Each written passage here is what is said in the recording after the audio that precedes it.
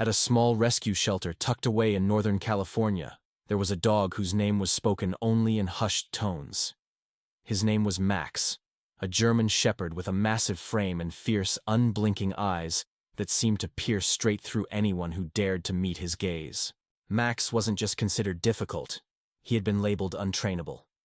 Every staff member knew his reputation. He was the dog no one could get close to. Unlike the other dogs who barked for attention, Max remained still and silent, observing from his corner with a chilling intensity. And when anyone dared to get too near, he snapped without hesitation, a warning that left no room for doubt. Attempts had been made. Well-meaning trainers had come and gone, therapists too. Behavioral experts with impressive resumes tried everything: medications, routines, exposure therapies, even rewards-based training. But all had failed. Max remained hostile, especially toward men, and worse, he showed no desire to bond with anyone. It wasn't a growl born of confusion or fear, the reports said. It was the growl of a dog who had already made up his mind. No more trust, no more hope. Max was seen as a danger, not just to others, but to himself as well. After nearly a year at the shelter, the clock was ticking, and the official notice was quietly pinned in the back office. Max has 4 weeks remaining for reassessment. If no adoptive interest or significant behavioral progress is shown, he will be humanely euthanized. It was a cold statement for a cold reality. Most of the staff had accepted it, resigned themselves to the idea that Max was beyond saving. They had stopped trying long ago. No one can change Max, they would say. He doesn't want to be helped. And perhaps, after everything he had endured, Max believed it too. His kennel had become his fortress. 4 steel walls that kept everyone out, and whatever pain lived inside him, locked tightly in. It was a solitary existence, one that matched the quiet fury that burned in his chest, a fury no one seemed able to understand or reach. But change, however small or uninvited, rarely asks for permission. It comes quietly, unexpectedly, and often, wearing the face of someone you'd never think to look for. In Max's case, that face belonged to a 12-year-old girl named Emily.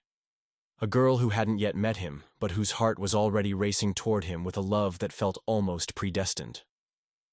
Emily had always been drawn to animals.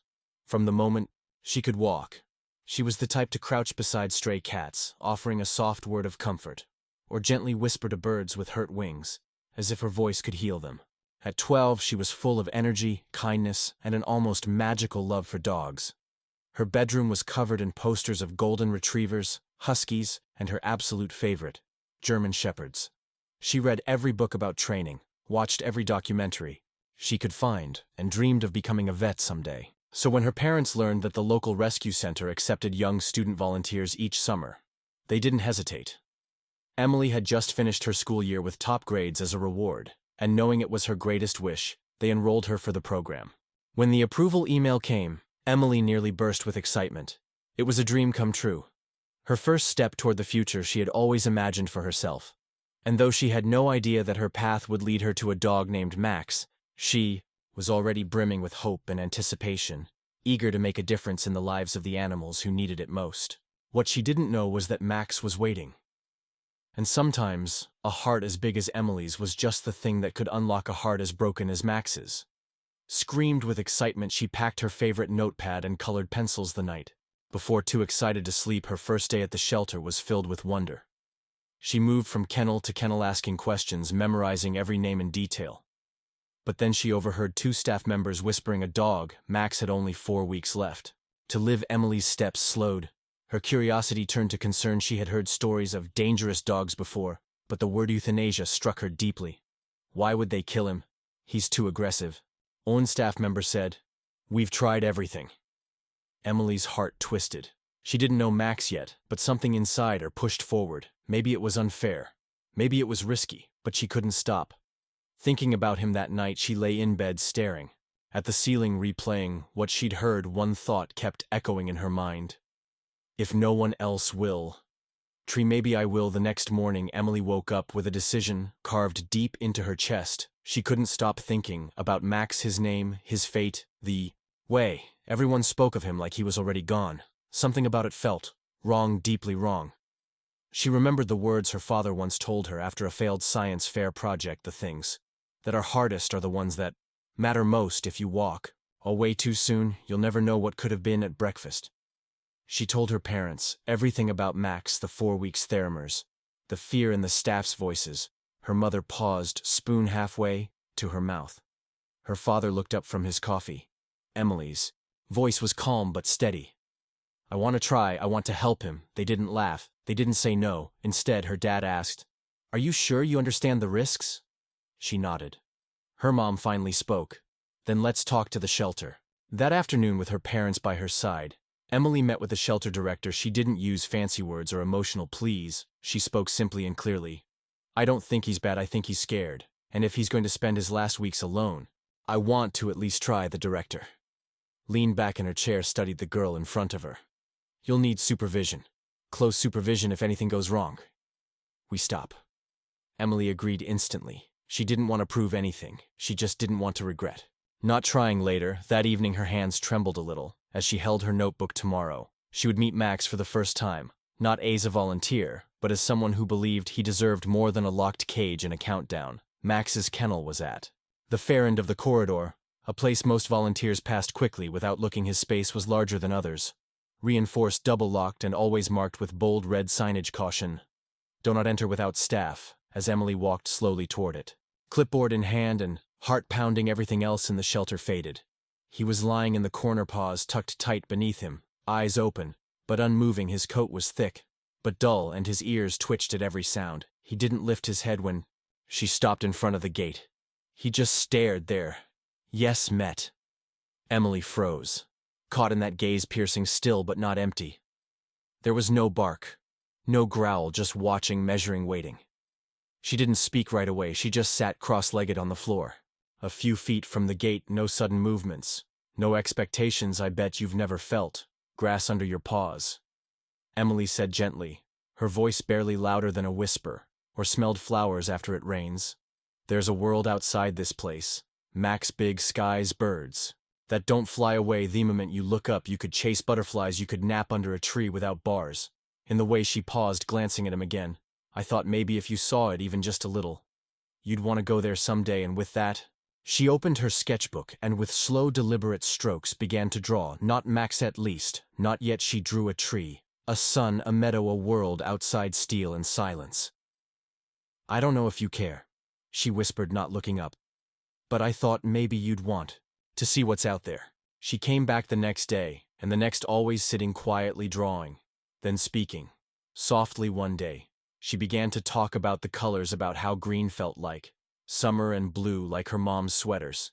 Till Max never came close, but he didn't turn away either. Each day, Emily learned a little more, that silence wasn't always rejection, that a stare could mean curiosity, and that sometimes the first connection isn't made with hands or commands, but with patience and eyes that don't look away. By the end of the first week, a quiet rhythm had formed. Emily arrived each afternoon, always with her sketchbook and a small container wrapped in cloth. She would sit cross-legged near Max's kennel and talk, never loudly, never directly at him, but into the space they shared. She told him about school, about their math teacher who talked too fast, about the time she tripped in gym class, and everyone laughed, even her. She shared how it felt when her parents praised her, and how it stung when they scolded her. "They don't stay mad long," she added one day, "especially when I tried to fix it. Max never barked, never moved. But High's ears sometimes shifted when she spoke, at which here a subtle flick there." Emily noticed each day her drawings grew more detailed. One showed a park with a tall tree and a leashless dog lying under it. Another was a hilltop under sunset with paw prints along a path she always left, the picture near his water bowl before she left. Then there was the food. Every day Emily brought a treat carefully prepared by her mom. A piece of roasted chicken, a soft rice ball, sometimes a slice of apple. At first Max ignored them. He didn't even sniff. But one afternoon, while Emily was describing the smell of her mom's kitchen, Max tilted his nose, ever so slightly. The next day he sniffed again. Then finally he took a bite. Emily didn't celebrate, she didn't cheer or clap. She just smiled quietly and kept talking like it was no big deal. Like trust was just another part of their conversation. And Max, day by day, began to listen, not just with his ears, but with something softer, something deeper, something that slowly began to trust, and just when it seemed like that quiet rhythm was all they'd ever have. Max surprised her. It started with a tail wagging. A rainy afternoon. Emily arrived later than usual. The sky had turned gray, and the shelter hallways were quiet except for the soft sound of raindrops. She ran in breathless, apologizing under her breath as she rounded the corner toward Max's kennel. And there he was sitting up, eyes fixed on the hallway. As soon as he saw her, his tail moved just once, a small hesitant sway. Emily froze. She didn't say anything. She didn't rush. She just smiled and slowly lowered herself to her usual spot on the floor. From that day on, the small things began to matter more than anything. Max no longer waited curled in the corner. He sat up when she came, he looked for her, and when she was late, he paced restless, ears tilted toward the entrance one afternoon as she opened her notebook. Max let out a low whine, not a growl, not fear, just a soft sound like a question Emily answered without words. She drew faster. That day, sketching a version of the shelter. Transformed bars gone grass-grown, Max running free. The staff took notice. His movements were calmer. His body no longer tense with every sound. A supervisor started filming their sessions, documenting progress that Noon had expected. But no one could deny. After 2 weeks, Max was no longer just the dog at the end of the hall. He'd become someone Emily belonged to, and someone who perhaps belonged to her too. But even with all the progress, one truth remained: if no one adopted him, the countdown wouldn't stop, and Emily knew she wasn't ready to say goodbye. Emily knew she couldn't waste time after the second week with Max. Showing steady progress, she sat down with her parents at dinner and said the words that had been building in her heart: "I want to adopt him."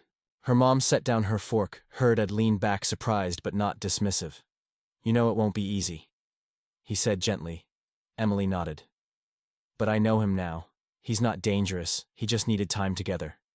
They approached the shelter's adoption board. Emily presented drawings, videos, logs of Max's behavior, each one carefully documented by the supervisor who had grown quietly supportive. But the board hesitated. "He's still classified as high risk," one member said.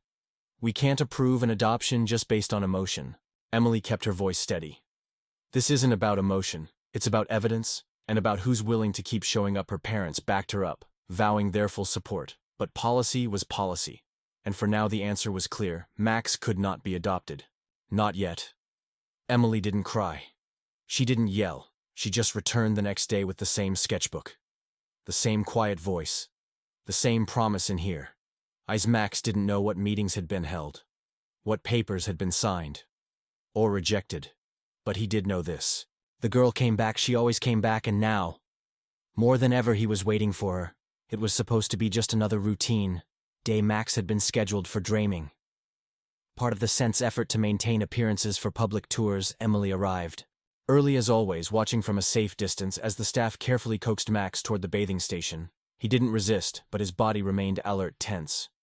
That's when it happened. A supply truck scheduled for late delivery turned sharply into the side lot. The driver, distracted and with limited visibility due to stacked crates, didn't see the janitor sweeping near the walkway, or the girl crouched beside him tying her shoelace.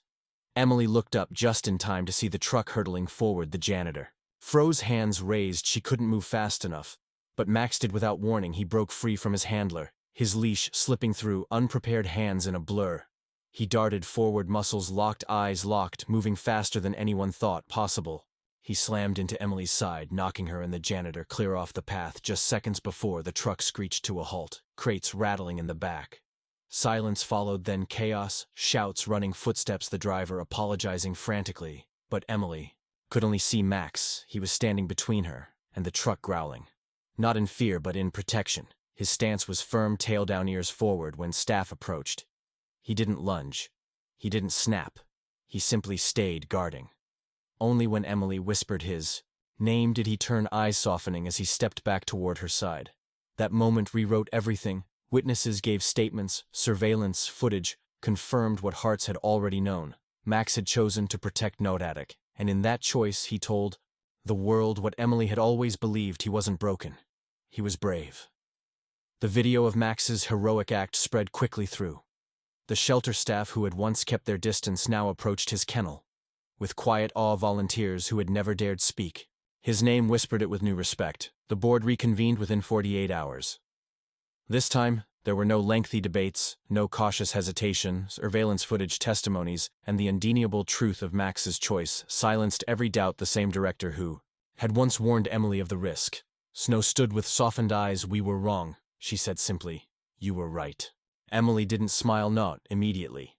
She looked at Max, calm, alert, sitting beside her without leash or command. Then quietly she reached down and touched his neck. Feeling the steady rhythm of trust beneath her fingers, the adoption was finalized. That day forms were signed, a new tage engraved. Max loved and protected. As they walked out of the shelter together, Max at Emily's side, people stepped aside. Not in fear, but in awe. A few even clap.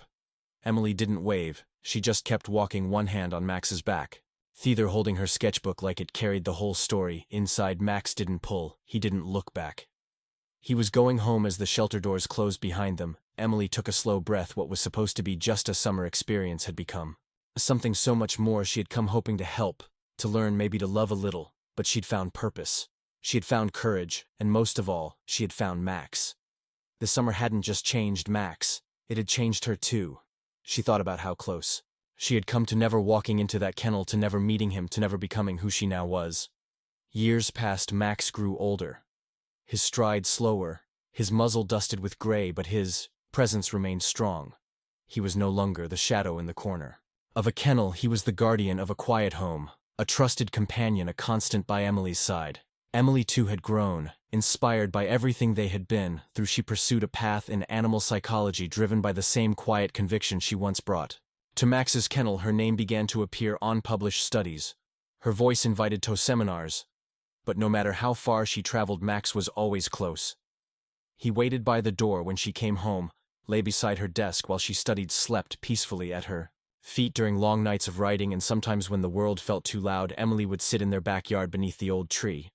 She once drew for him. Max would join her, leaning close but never crowding, just near enough to remind her that some stories never really end. One day, while being interviewed for an article, she was asked, "When did you know you wanted to do this?" Emily smiled, glancing at the photo frame on her desk, a younger version of herself, sitting cross-legged beside a tall, alert German shepherd. "It wasn't a plan," she said. "It was a choice. One summer I chose not to walk away.